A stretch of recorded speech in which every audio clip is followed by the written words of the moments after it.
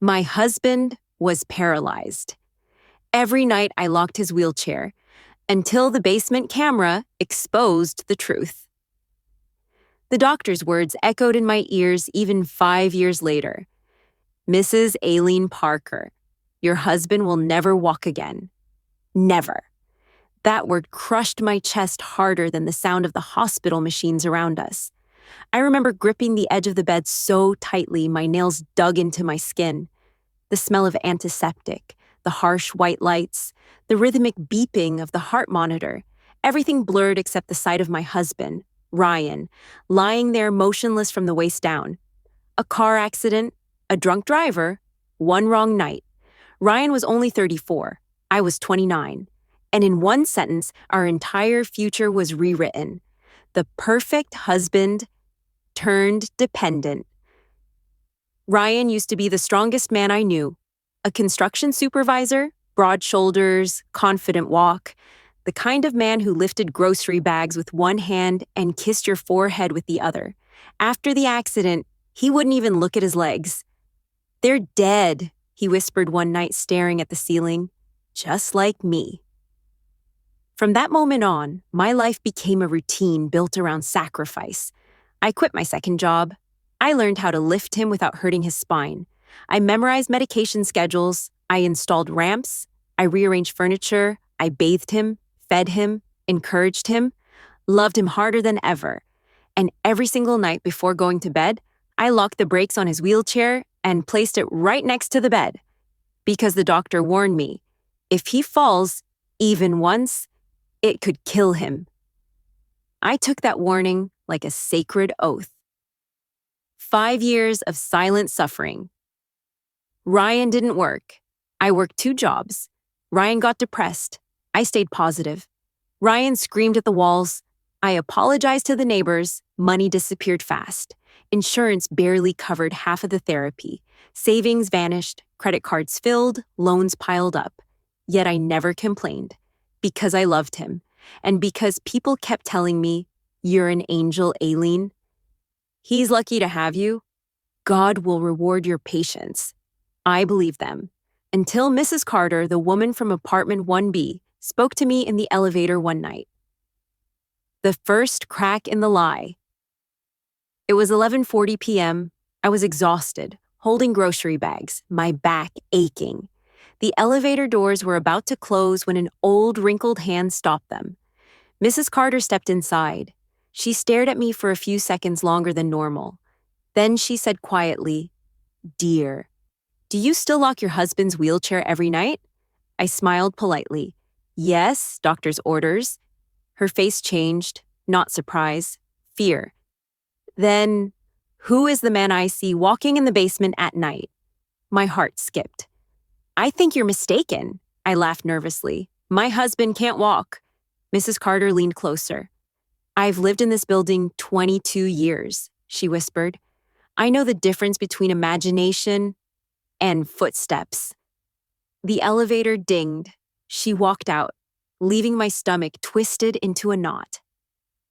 Denial is a safe place. That night, I couldn't sleep. Ryan was snoring softly beside me. His wheelchair was locked, right where I placed it. Everything was normal. I told myself Mrs. Carter was old, confused, lonely. People see things when they're bored. Still, the image of footsteps in the basement refused to leave my mind. The next morning, while cleaning the kitchen, I noticed something odd. Mud. Small dried mud stains near the back door. We hadn't gone outside. It hadn't rained.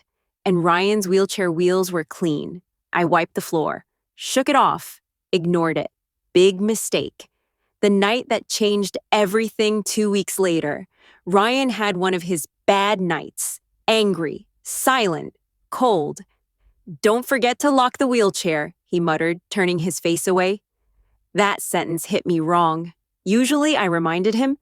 Still, I did as always. Brakes locked, wheelchair positioned, lights off. I lay awake staring at the ceiling. At 2:17 a.m., I heard it. A soft metallic click.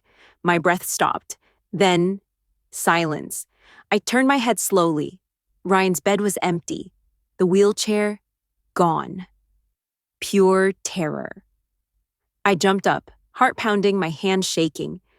"Ryan," I whispered. No answer. I ran into the hallway. The apartment door was slightly open. The basement light flickered below the stairs. My legs felt weak. I grabbed my phone and turned on the flashlight.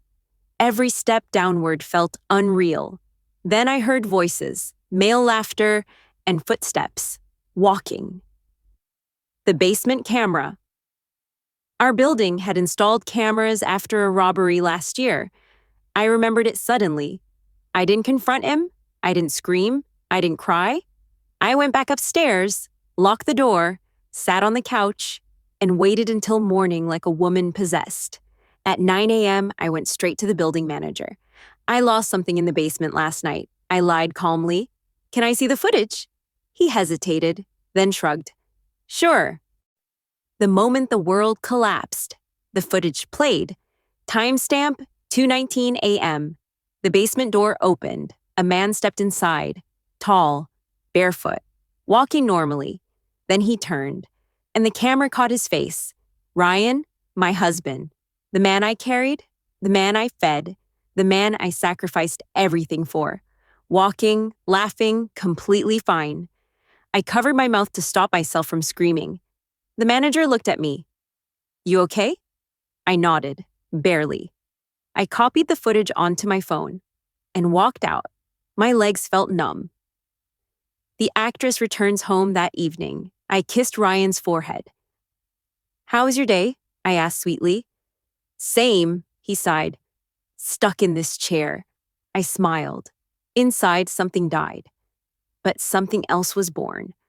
A cold, sharp clarity.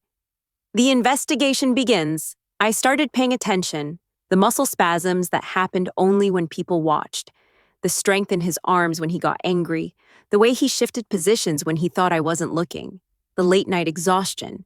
After I supposedly locked the wheelchair, I checked bank statements. Money withdrawals at 3 a.m. cash. Every week. I followed him one night. Pretended to sleep. Left my phone recording. At 2:11 a.m., the sound of metal. At 2:13 a.m., footsteps. I followed quietly and saw him enter a car. Driving. The double life. Ryan wasn't just walking. He was working. Illegal gambling, underground fights, cash jobs.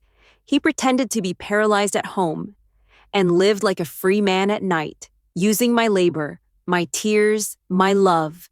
The final trap. I didn't expose him immediately. I planned, I documented, recorded, tracked, collected proof. Then I did the unthinkable. I loosened the wheelchair brakes, just slightly, and waited. The fall that night, Ryan tried his usual routine. He stood up confidently, pushed the chair aside. But this time, it rolled. He lost balance. He fell. Not hard enough to kill him, hard enough to expose him. I screamed. Neighbors came. Ambulance arrived. Doctors ran tests. And the truth came out. He's not paralyzed, the doctor said loudly. Ryan stared at me. I stared back. Cold. Justice fraud. Insurance scam. Emotional abuse. Financial exploitation. He went to prison. I sold the apartment. Started over. Lighter. Free. I locked his wheelchair for 5 years. But the day I unlocked my silence, he lost everything. The wheelchair lie. The first night after I saw the footage, I didn't sleep. I lay beside Daniel, listening to his breathing. Slow, steady, peaceful. The same man who, according to the doctor, had no feeling below his waist. At 2:14 a.m., his phone vibrated. I froze. He didn't reach for it, didn't even flinch. I waited 5 minutes, then slowly slid my hand under his pillow and pulled it out. The screen lit up unknown number. "You almost got caught. Be more careful." My heart slammed so hard I thought it would wake him. Almost got caught. That meant 2 things. 1, I wasn't crazy. 2, he knew someone was watching. The mask got better after the lie. The next morning, Daniel was extra sweet. Too sweet. "Good morning, baby," he said, voice soft. Did you sleep okay? I smiled. The same smile I'd worn for 3 years. Not really, I said. You were restless. He frowned. Pain again? No, I replied. Just thinking. He reached for my hand. You do too much for me. I don't deserve you. That line. He'd said it hundreds of times. This time, it sounded like a confession. I started testing him. I stopped helping him the way I used to. I forgot things. I left his water just out of reach. I waited. On the third day, I heard a sound from the kitchen, a soft thud, then another. I stayed in the bedroom, holding my breath. Minutes passed. Then I heard the wheelchair roll back. When I came out, Daniel was pale, sweating. What happened? I asked. Spasm, he said quickly. Bad one. But his hands were dirty, dusty, like they'd touched the floor. The doctor slipped. 2 weeks later, we had Daniel's routine appointment. Same neurologist, same calm smile. But this time, I went in alone. I'm worried, I told him. Daniel's symptoms seem inconsistent. The doctor hesitated. Just a second, but it was enough. Inconsistent how? He asked. He reacts sometimes. Moves when he thinks I'm not looking. The room went quiet. Then he leaned forward and lowered his voice. Mrs. Carter, when was the last full neurological exam? 3 years ago, after the accident. He nodded slowly. And since then?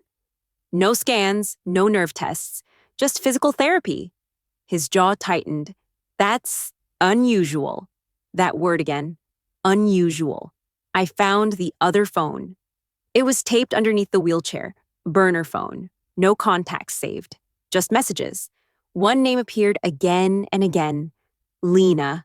Messages from last night. You promised you'd leave her. I'm tired of pretending you're disabled. If she finds out, we're done. My vision blurred. Not just a lie.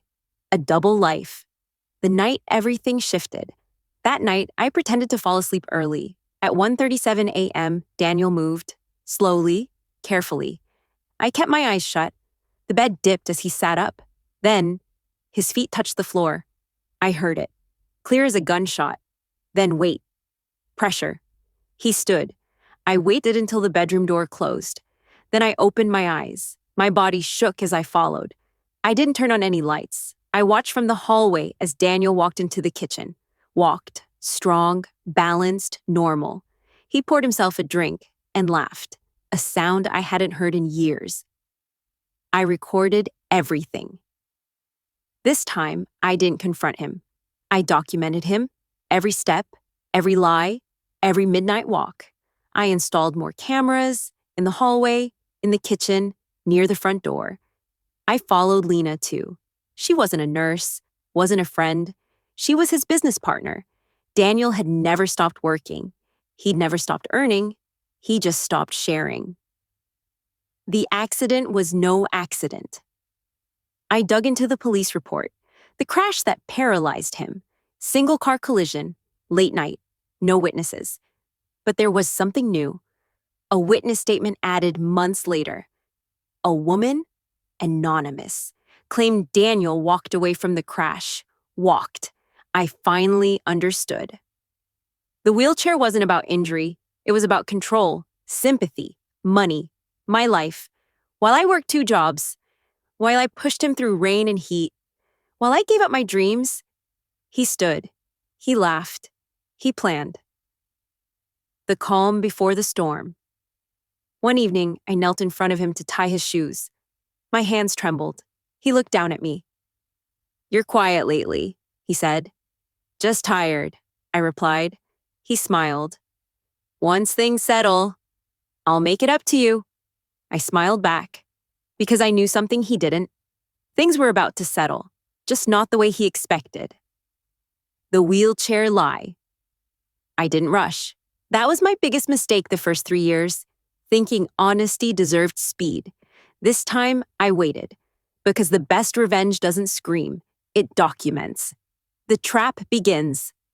I became softer, kinder, more obedient than ever. I quit my second job, told Daniel I wanted to focus on his recovery. His eyes lit up. "You don't have to do that," he said, pretending guilt. "I want to," I replied. "You sacrificed everything for me once." The lie tasted bitter, but it worked. Within weeks, he grew careless. I let him think he'd won. I stopped checking the cameras, stopped asking questions, stopped resisting.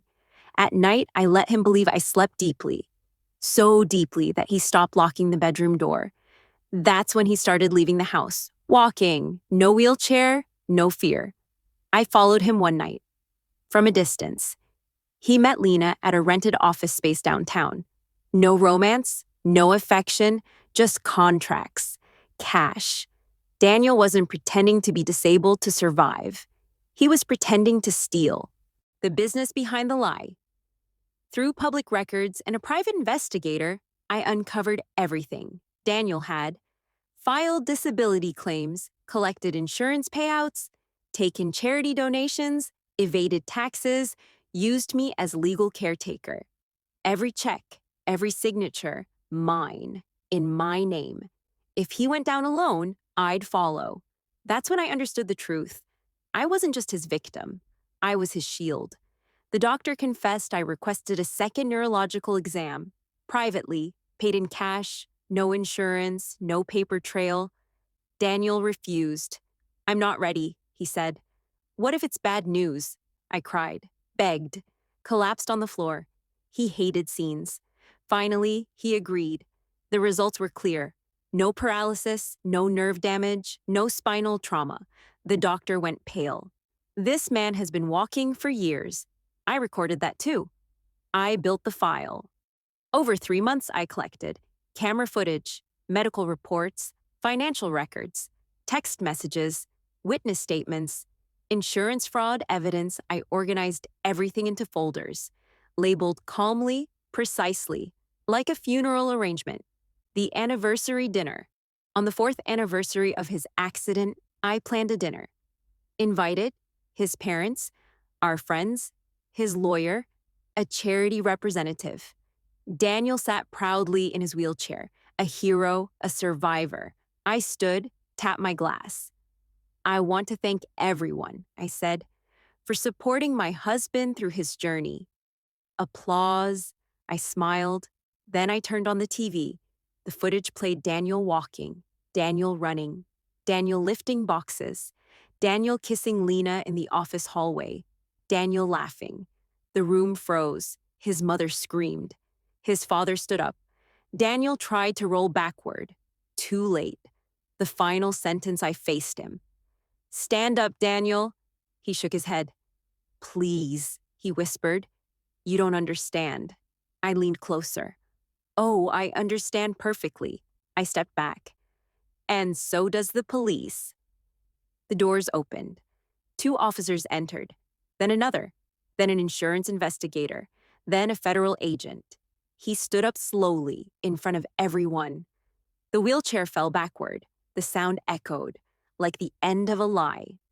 The aftermath Daniel was charged with: insurance fraud, identity misuse, tax evasion, conspiracy, emotional abuse. Lena testified to reduce her sentence. His parents cut ties. The charity sued. The house was seized. And me? I wasn't charged because I documented everything, because I stopped signing months earlier, because I told the truth first. I moved into a small apartment. Quiet, clean, mine. The last message. 6 months later, I received a letter from prison. 2 words written in shaky handwriting. "I'm sorry." I folded it, dropped it in the trash. I didn't lose 3 years of my life. I reclaimed the rest of it.